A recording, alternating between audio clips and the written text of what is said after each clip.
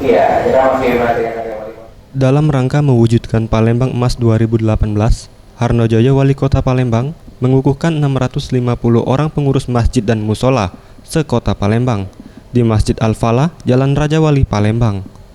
Menurut Harnojoyo, kegiatan ini merupakan yang pertama kali digelar.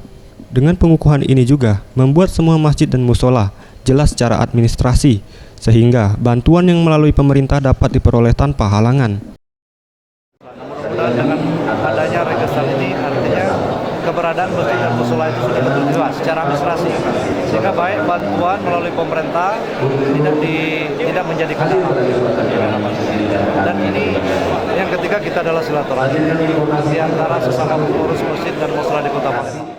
Sementara itu, Haji Darami, Kakan Kemenak Kota Palembang, menyampaikan hal ini dilakukan sesuai peraturan dari pemerintah pusat, di mana lembaga keagamaan termasuk masjid dan musola serta majelis taklim jika ingin mendapatkan bantuan dari pemerintah harus memiliki nomor registrasi dan nomor kepengurusan yang sudah dikukuhkan oleh instansi berwenang.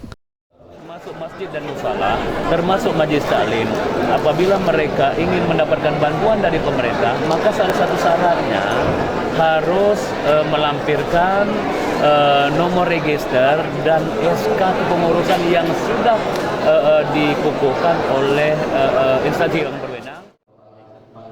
Anugrah Sandi Pratama, Sriwijaya TV.